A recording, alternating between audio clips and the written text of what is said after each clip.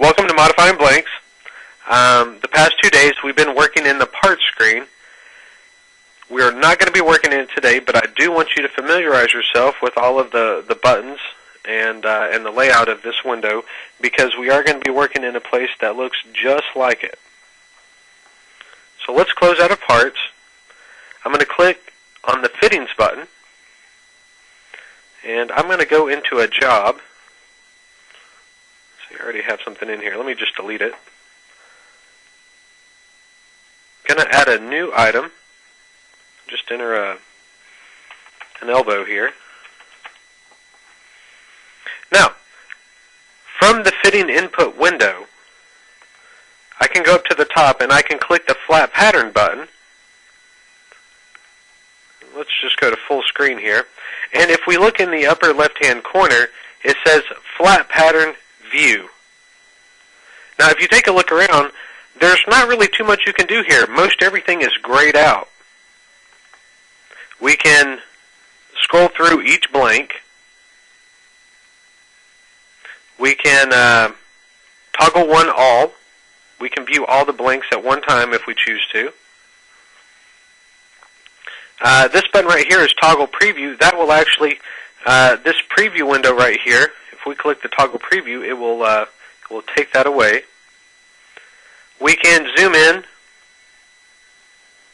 to a certain area, and as you can see, our snap icons, which we talked about yesterday, are enabled. The reason being is we can go to Data, select Measure, Distance. As you can see, I'm in Object Snap, and if I choose to, I can see how long this line is. It's 1 1/8 inch. Okay, but really that's about it. We're very limited on what we can do in flat pattern view. Now, let's close out of flat pattern view. The only way that you can get to flat pattern view is from the fitting input. The reason being is because each time you click this OK button, we recalculate the fitting. So if we were to allow you to make any kind of modifications to a blank, those modifications would be lost once you select the OK button. If you do want to make a modification, check the Modify box, then click the OK button. You'll get this dialog box. Do you want to modify these blanks now? We'll say yes. And now if you look in the upper left-hand corner, it says Flat Pattern Modify. And with exception of a few buttons, all the buttons are enabled. Okay? So take a look around. This is basically parts. We do have some new buttons. Let's start in the upper left corner here.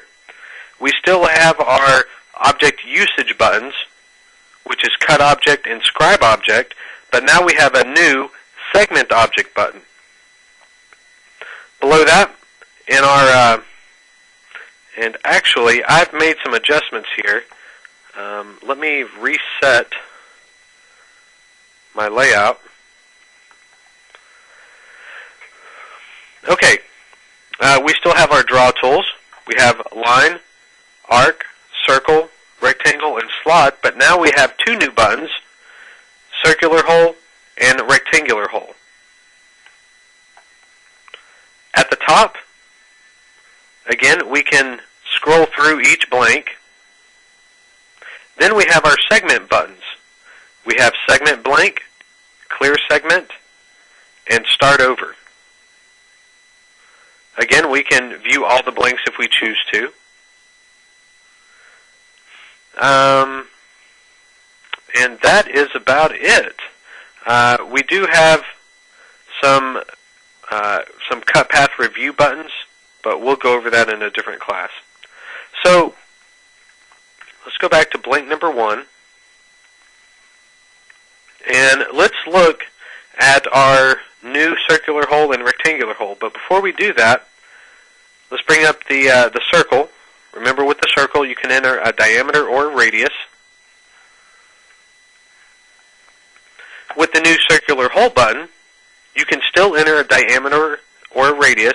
If you enter something in both fields, it's going to go with the diameter or the first field. But below that, we have two new fields. We have X raw edge offset and Y raw edge offset. As you can see, it's already pre-populated with some values there. What that is the very center of this blank minus any seams and connectors. So what I'm going to do, just hit cancel here.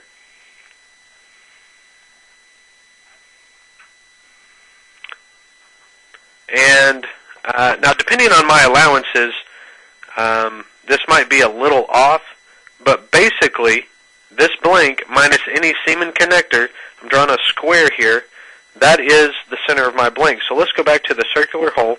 Let's say I want to place a 1-inch diameter hole in the very center of my blank. Okay? Now, I could choose an offset corner, upper left, upper right, lower left, lower right, but since it's in the very center, it doesn't matter. So I'm just going to say OK to this. Places a hole in the very center. So I've got a square here that's kind of blocked out my blank. Let me just draw a little X here. And as you can see, it's placing that hole in the very center of my blank. Okay, let's delete that. We'll go back to circular hole. Okay, now like I said, you can place this from any corner. Now yesterday we talked about the different input methods, relative, absolute, and polar. You do not have to use any one of those three input methods. Now what I mean by that, let's say we want to place this from the upper right. As you can see, we're in relative. So if we want to go from the upper right corner, we would have to place a hole to the left and down. Normally in relative, you would have to enter negative values. But with this new X raw edge offset, you don't have to do that. So let's say, and remember, again, this is minus any seam and connector. So it's the finished dimension of the fitting. So from the upper right corner, let's say we want to place this 5 inches over and, I don't know, 8 inches down. We'll say OK. And from this point, not out here, from this point right here, it's going 5 inches over and 8 inches down, and it's placing that hole based off of the center point.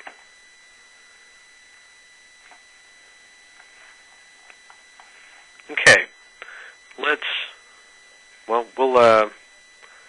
just save that. We'll go to the next blank. Now, before we look at the rectangular hole, let's take a look at the rectangle tool. We can enter a width, a height, and an optional corner radius. Let's close out of here. Let's look at the rectangular hole. With the rectangular hole, again, we can enter a width, a height, an optional corner radius, and now we have an option to enter it at an angle. Again, we have the X and Y raw edge offset, and you can place it from any one of the four corners. So let's say we want a 2x4 with a 1/4 inch corner radius at 45 degrees, and we're going to place it in the very center. Okay, again, it doesn't matter which corner, since we're going in the very center, that we choose, it's still going to place it in the center. Okay? At this point, we could save and exit. We'll close out of here. We can process our job and go into sheet review, and as you can see, it's kept those changes.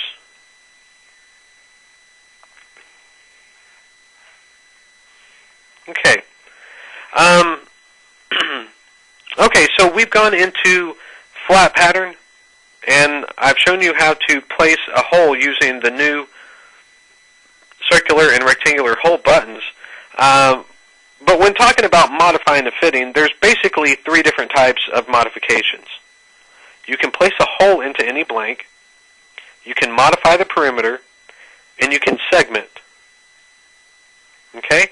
So we've already looked at placing a hole. Well, actually, there is one other thing that I want to show you. Let's go to another blank. And this got brought up in one of my classes. Somebody was asking me if we were going to add the slot and have it use the X and Y raw edge offset. I do not see this being added anytime soon, so I'm not sure if we're even going to add it. But one thing that I did say that they could do is, because they liked it being placed in the very center. Well, you could place a circle, go to Markers, Mark Object, click on the object, and then enter the dimensions for your slot.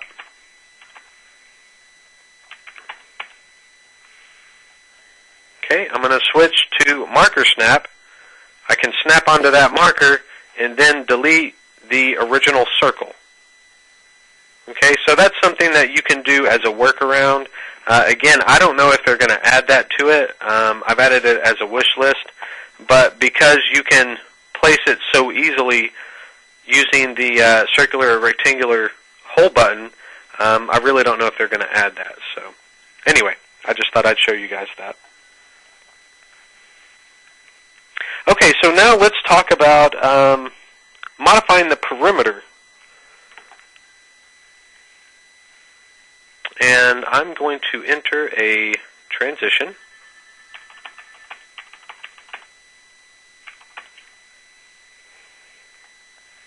Okay, again, you can check the modify box before you click the OK button. But let's say you don't want to modify it right now. You might want to go back later and modify it. So I'm just going to say OK to this. I can close out of my Fitting Select screen. The other way to get into Flat Pattern Modify, from the grid, highlight your fitting, and you can either click the Flat Pattern button, or you can right-click on the highlighted fitting and select Flat Pattern. Either way will take you into Flat Pattern Modify. Okay, let's talk about modifying perimeters. I've entered a transition, and I'm just going to show you a couple of different ways that we can modify the perimeter. One way, we can select Edit and go to Parallel. Well, actually, before we do that, let's go to Data, Measure, Distance. As you can see, I'm in Object Snap. I want to measure from the end of this line to the beginning. Okay, so we can see that it's 1 1/8 inch. So let's say that there was, for some reason, we need to extend this another inch. We could do that very easily by going to Edit, Parallel. We'll give this a 1 inch offset. Remember, when using parallel, just select the line that you'd like to parallel, and then depending on which side of the line you click, you can either parallel it up or parallel it down. I can then hit Delete, go to Edit, select Trim and Extend. I want to extend this line up to this point. Okay, so that's one way that we can modify the perimeter, extending that joint. Another way we can extend it, we can go to Edit and Move Vertex. Remember, vertex is just a fancy word for a corner. I'll select the corner that I'd like to move, and then on my keyboard, all I need to do is type 0 for my X, because I'm in relative, and -1, oh, I'm sorry, I didn't hit Enter, and -1 for my Y. I can go to the other side, 0 on my X, and -1 on my Y. Okay, so that's another way that we can modify the perimeter. Let's go to our next blank. We'll zoom into the top here. Another way that we can modify the perimeter, we can use Fillet. We can either radius or chamfer the corner. We'll give this a actually a 1/2 inch radius. Remember, when radiusing corners, all you need to do is select the 2 lines that make up the corner. Go back again. We can put a chamfer on the other end. Really, I don't know why we would want to do this to this fitting, but we're doing it anyway because we can. Okay. Another thing we can do, snip. Remember, snip is like having a virtual pair of 10 snips. The first marker is going to be placed on the outside, the second one's on the inside, and the third one's on the outside. Okay, you could also do that to the corner. Oh, left a little line there. Let me hit escape. The reason why it did that, let me hit drag. Depending on how your connector's set up, you see that I'm dragging one line at a time, and because my connector's set up, I guess in 2 parts, it only grabs, or it's only it's not touching this one when I hit the snip. Okay, so in that case, what I would want to do, let's go to Edit, Snip again.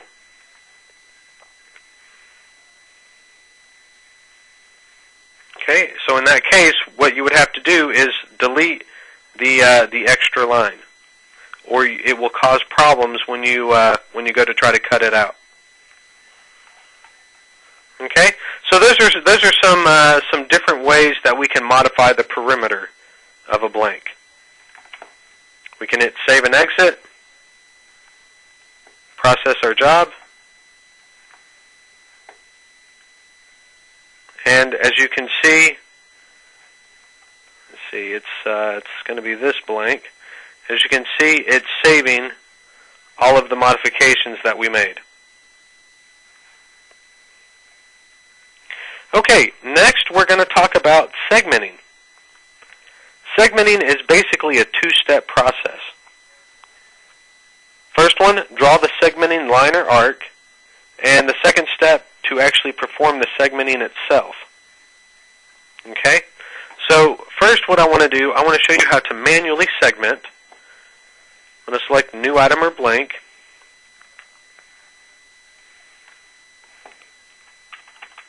Okay, and normally segmenting is associated with an oversized fitting, but that is not the case. It does not have to be oversized. You can segment any fitting at any time.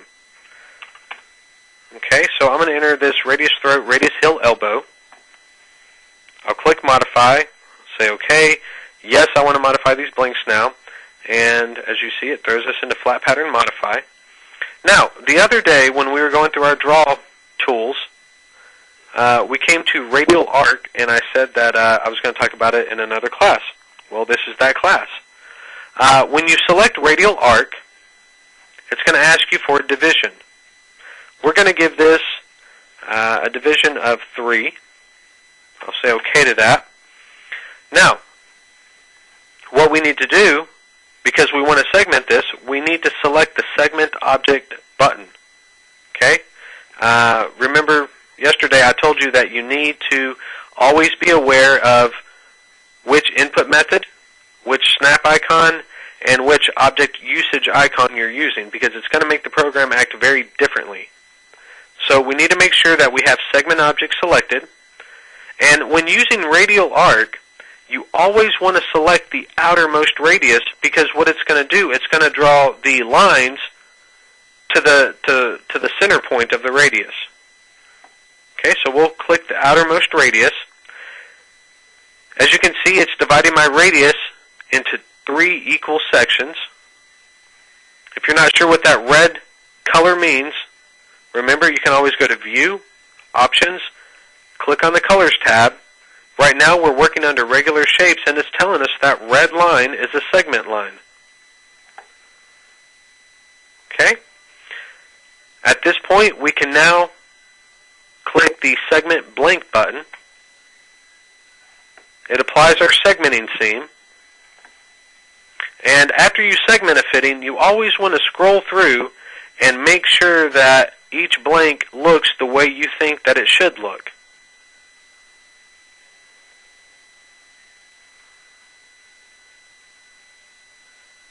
Okay, now it brings us to blank number 2. Again, all we have to do is go to Draw, Radial Arc, give it a division of 3, and if you did not click the outermost radius, if you click the innermost radius, as you can see, it's going to the center point, but our segment lines are not placed on our blank, so it's not going to do anything. So let's delete those. So remember, anytime you use Radial Arc, you always want to click the outermost radius. We'll then click the Segment Blank button. Scroll through and look at those blanks. It's always a good habit to get into. Once you're complete, hit Save and Exit. Now, you might be wondering, where do I get my segmenting seam from? Let's go back into the fitting input. This segmenting dropdown is where you get your segmenting seam from. Okay? Now, one thing that I do want to point out is our OK button is yellow. That's a cautionary color. Remember when we first started the class, I told you each time you click the OK button, we recalculate the fitting. And if you made any modifications, they're going to be lost. That's what that's telling you. If you click that OK button right now, all your modifications are going to be lost. What you can do, you can click the Cancel button. Let's process our job. We'll go into Sheet Review. As you can see, my elbow is still cut up into, segmented into 3 sections. But let's go back in here, and I'm going to click the OK button. I'm going to uncheck Modify. I'll just click the OK button, and you'll get this warning. If you continue, all modifications to this fitting will be lost. Now, there is a little box here that says, don't show this message again. I do not suggest that you check it. If you check that, you will never get this warning again. So, it's really up to you, but again, I don't suggest you check that box. I'll just say OK to this. We'll go back, process our job, go into Sheet Review, and as you can see, my modifications are gone. Okay? Now, I still have it on my other fittings. If you look right here, that's where I snipped it and radiused and chamfered the corner because I did not re-OK that fitting. I just re-OK'd my radius throat, radius heel elbow. Okay, so let's close out of here. Let's talk about oversized fittings for a second. I'm going to go into New Item or Blank, and I'm going to put in the same radius throat, radius heel elbow, except for this time I'm going to give it some oversized dimensions. I'll say OK to that. And now, when you enter an oversized fitting, you'll get this oversized fitting window. It says this fitting is oversized and needs to be segmented. You've got a couple of choices here. Under Segmenting Method, you can choose to cut the blank in half or multiple full sheets. Now, the difference between these two methods, when you choose to cut the blank in half, you're going to get a more symmetrical looking fitting. When you choose multiple full sheet, you're going to have a better material usage, but sometimes it looks like the fittings are kind of Frankenstein together. Okay? You can always choose manual. That's going to throw you into Flat Pattern Modify, and you can manually segment it. If you think that this fitting should not be oversized, maybe you've entered some wrong dimensions or you're using the wrong type of, the wrong gauge of metal, you can always return to the fitting and make those changes. And there's this automatic breakup section, which we're going to talk about in just a little while. So let's choose manual. Again, that's going to throw us into Flat Pattern Modify. It's already applied some segmenting. I believe this is, if it cannot cut the blank in half, it will automatically use multiple full sheet. Since this fitting is so large, it has to use multiple full sheet. But as you can see, it's a very ugly segment. So what we're going to do, I'm going to come up to the top. I'm going to click the Start Over button. That's going to take away all of my segmenting. I'll then go to Draw, select Radial Arc, and we're going to give this a, we'll try a division of 6. Again, okay, one thing that I do want to point out, if you look over to the left-hand side, I have not selected the Segment Object button, but it's automatically been selected for me because the fitting is oversized. You'll find that the program is somewhat intuitive depending on what functions you're doing, or in this case, if we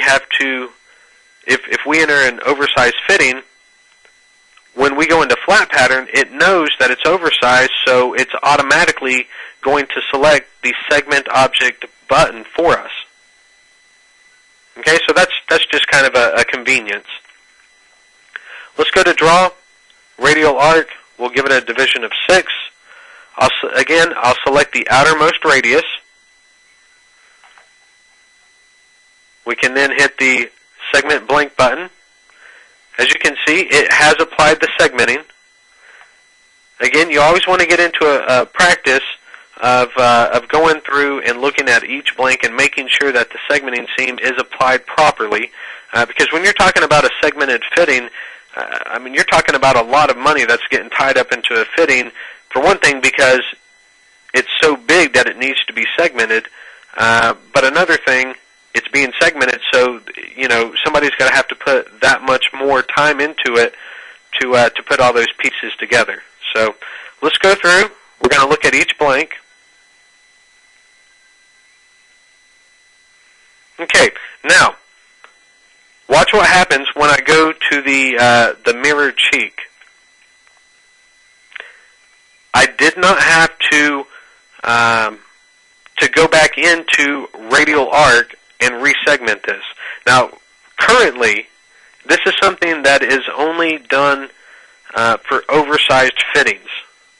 Okay, we're automatically going to mirror segment the opposing cheek. Right, I have put a wish list in because a lot of people have asked for this to the programmers to do this for all fittings. It doesn't matter if you segment one cheek to automatically mirror segment the opposing cheek for any fitting, even if it's not oversized. But again, currently this is only for oversized fittings. Even though that it's segmented that, again, just I want you to get in the habit of looking through each blank and making sure that everything looks good. If everything looks great, hit Save and Exit. Okay, still on segmented fittings, I'm going to enter an offset.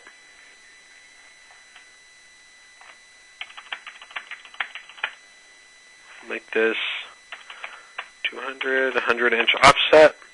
Okay, now, what we need to do is, as you can see, my seam is a half lap. The bottom, I'm going to use TDC, and the top, I will select Slip and Drive. I'm going to say OK to this, and we can choose to cut the blank in half, multiple full sheet. We can manually segment it. But what I'm going to do, I'm going to select Automatic Breakup. It's asking for a type of connector. I'm going to say welded. And then I'm going to click the Attempt Automatic Breakup. I'm going to get this breakup radius form. Here, you can select the duct style. We're going to leave it at L-shaped. You can enter an elbow throat radius. 9's fine. A minimum elbow throat. We'll leave that at 3. A default duct length. And then a minimum duct length. We're going to change that minimum to 6. So that means anything under 6 inches we will not produce. Okay, we're going to say OK to this. And when I go back, instead of adding an offset, and I'm just going to delete the previous fittings that we entered. Instead of adding one oversized offset, what it's done, it's automatically broken that up, as you can see, a quantity of 3 right here, into these 6 separate fittings. So what we're going to do, let's go into the non-90 elbow first. As you can see, it's using the 1/2 inch lap seam that I specified on the offset. This connector is a slip and drive, which tells me when I pull up the other non-90, it's going to be TDC. The connector that connects my non-90s with my standard duct and my other non-90 elbow is all going to be welded, as we can see right here. Let's close out of here. Let's go into the other non-90. As you can see, it's still using the 1/2 lap and the TDC on this one. Okay, it's got the weld seam. Let's see. And actually, I'm sorry, I forgot exactly what it said on the breakup radius form. But here is our 9-inch throat, and here is our 3 inches of straight that we specified. Now, when I go into my my standard duct, it should be L-shaped, which it is. It's using a 1/2 lap. It's using a welded seam. I'm sorry, a welded connector, and the same should be for the cut duct. Okay, and it's making that. Now, remember, I said anything under 6 inches it will not produce. So this was 19 inches, so it produced it. Now let's go back and enter the same thing, except for we're going to change one thing, and this is really cool.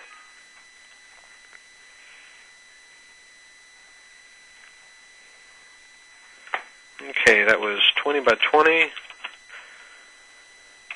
200 by 100. Let's see, I believe I had this at slip and drive. We'll say OK to this. We'll select weld. We'll click Attempt Automatic Breakup.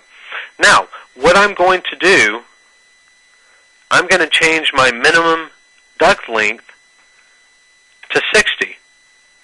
Okay? It's matching my default duct length. I'll say OK to this. Now, instead of having 6 fittings, we now have 5. It's taken away that piece of cut duct. Okay, but where did it put it? Let's go into our non-90s. And now, instead of having 3 inches of straight like I specified before, I now have 12.592. So it's taken that 19-inch piece of cut duct, it's divided it up, and it's added it to my non-90s. Okay? Okay, so that is pretty much it for automatic breakup. Let me look at my notes real quick. There is one thing that I did want to show you. Let's go into, and for this, I need to go back into parts.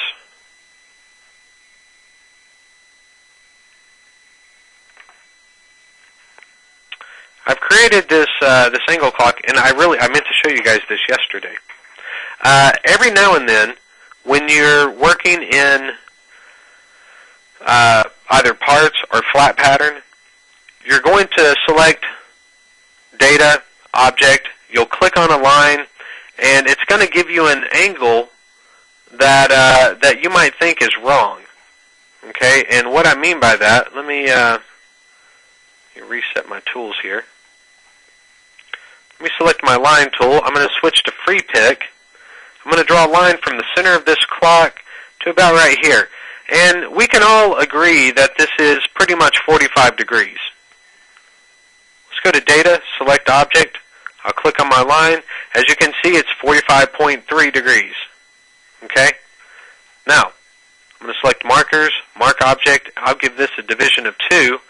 I'm I'm going to delete my line, and I'm going to redraw it.